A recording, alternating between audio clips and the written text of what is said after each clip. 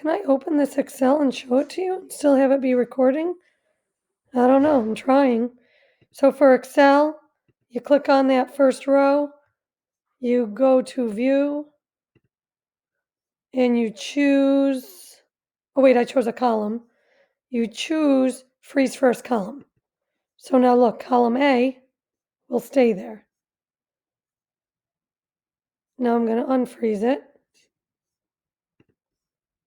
Oh, I went the wrong way, but you get the idea. You just choose Freeze First Row.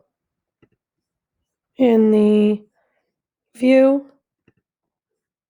freeze first column, freeze first row, if you want the row going across, and then you can unfreeze any panes you want to. That's it. Hope this got recorded.